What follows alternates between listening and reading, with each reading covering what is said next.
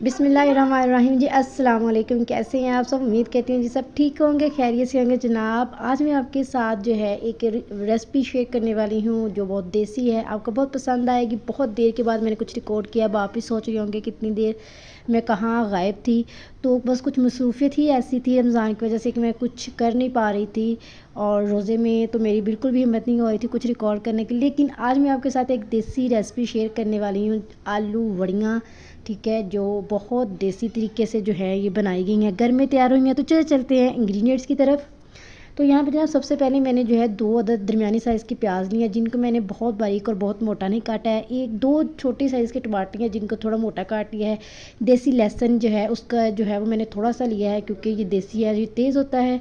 इसके अलावा जनाब मैंने यहाँ पे जो है अदरक के 2 जो है छोटे छोटे टुकड़े लिए हैं। 1.5 चम्मच जो है मैंने लाल मिर्च की ली है, लाल मिर्च पाउडर है। ये 1.5 चम्मच जो है वो मैंने नमक की लिया है, ये मोटा जो नमक होता है वो है। 1 चम्मच जो है मैंने हल्दी ली है। 1 चम्मच जो है वो ज़ीरा मसाला लिया है, और 1 चम्मच यहाँ मैंने कसूरी मेथी ली है। और ये 6 वड़ियाँ ली हैं। ये जो वड़ियाँ हैं ये देसी बनी हुई हैं, क्योंकि ये देसी है, घर में बनी है, इसलिए इनके जो मसाले हैं वो थोड़े तेज़ हैं। तो सिर्फ 6 लिए हैं ये मैंने गिनती की। और ये आधा किलो जो है वो मैंने आलू लिए हैं, जो कि बहुत ज़्यादा मोटे और बहुत बारीक नहीं, मैंने बिल्कुल दरमियाने से जो है काट लिए हैं। तो जनाब ये देख, अदरक जो है ये मैं एक साइड पे कर लेती हूँ, ठीक है। और बाकी ये जो 3 चीज़ें हैं, प्याज, टमाटर और लहसुन, इसको मैं जी पतीली में डाल के जो है पानी डाल के रख दूँगी पकने के लिए, ताकि ये नरम हो जाए, ठीक है। वड़ियाँ जो बनाने का तरीका है वो 3-4 किस्म की है, लेकिन यहाँ पे मैं आपके साथ सबसे पहला जो तरीका वो शेयर कर रही हूँ कि लहसुन और टमाटर और प्याज जो है ये आपने डाल देना है पतीली के अंदर। इसमें साथ में आपने जो है तकरीबन 1 गिलास पानी डाल के इसको पकने के लिए रख देना है, ताकि ये नरम हो जाए, लहसुन भी नरम हो जाए, प्याज भी, और जो टमाटर हैं वो भी नरम हो जाए। उसके बाद हम जिसको जो है वो घी डाल के फ्राई करेंगे। तो ये देखिए जो तकरीबन पानी जो है वो इसमें से खुश्क हो गया है, और जो टमाटर है जो आप देख रहे होंगे, और प्याज भी है, लहसुन भी जो है वो बिल्कुल नरम हो चुका है। ये जब मैं ऑयल डाल के इसको मैं भूनूंगी तो बिल्कुल जो है वो ग्रेवी बहुत अच्छी तैयार हो जाएगी। बहुत ज़्यादा जो है इसको मुझे भूनने की ज़रूरत नहीं पड़ेगी। तो पानी जो है वो थोड़ा थोड़ा था, तो वो मैंने खुश कर लिया। अब इसके अंदर मैंने जी ऑयल डाल दिया है। ऑयल जो है थोड़ा सा ज़्यादा डाला है, 1.5 कप मैंने ऑयल ऐड किया है। और अब इसके अंदर जी मैंने जो है बाकी के मसाले ऐड करने हैं, लेकिन वो किस तरह से करनी है वो मैं आपको आगे चल के साथ साथ बताऊँगी। तो ऑयल डाल के इसको मैं जी हल्का हल्का जो है वो चम्मच के साथ ही इसको मैं जो है मैश कर रही हूँ, ताकि जो थोड़ी बहुत इसके अंदर कसर रह गई है वो भी ख़त्म हो जाए, ठीक है। फ्लेम आपने यहाँ पे बिल्कुल मीडियम रख रही है, क्योंकि मैंने पतीली ली है, आपको पता है पतीली के साथ जो है वो जो भी आप पकाएं तो वो लगना शुरू हो जाता है। तो ये देखिए इस किनारों पे जो है वो लगना शुरू हो गया था।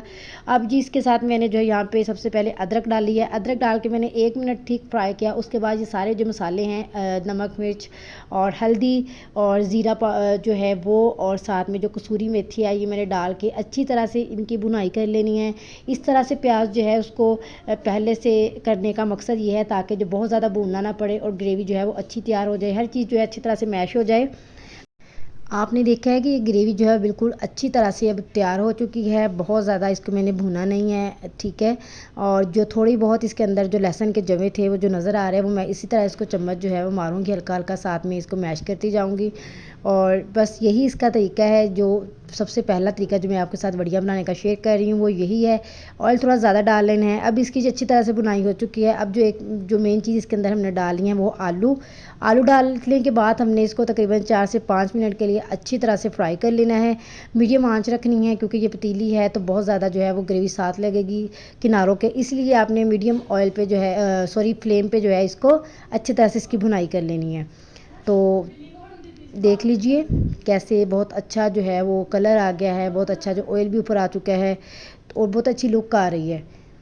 ये जो लाल मिर्च मैंने ऐड किया, ये भी मैंने जो है वो खुद ही घर में जो है वो जो मंगवाते हैं छोटी लाल मिर्च, और उसको मंगवाने के बाद मैंने उनको साफ़ किया है और फिर ड्राई करके खुद पिसवाया है। इस वजह से इनका जायका भी अच्छा है और कम ये मिर्चें भी डलती हैं। और साथ में जी यहाँ पे मैंने पानी ऐड कर दिया है। उतना पानी आपने डालना है जितना कि आपने शोरबा बनाना है।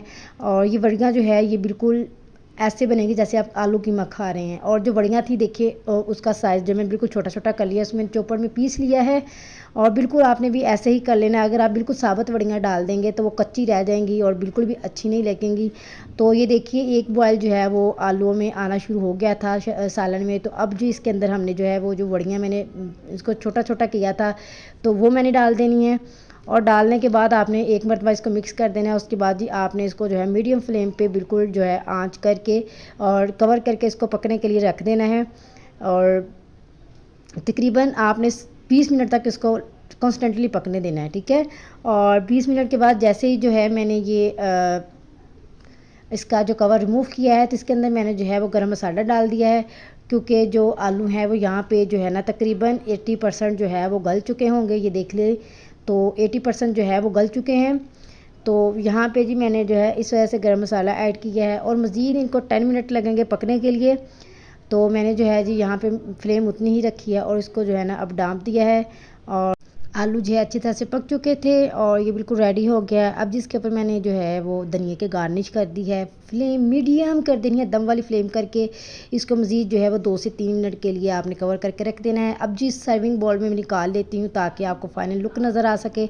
ये देख लीजिए बहुत अच्छा ये तैयार हुआ था, जायका बहुत अच्छा था। और ये ना बिल्कुल आप खाएंगे तो आपको ऐसा लगेगा जैसे ना ये कीमे का जायका आ रहा है, क्योंकि ये देसी वड़ियाँ हैं। इसके अंदर जो है वो सारी दालें मिक्स होती हैं, मसाले मिक्स होते हैं, इनका जायका जो है वो सबसे मुनफरिद होता है।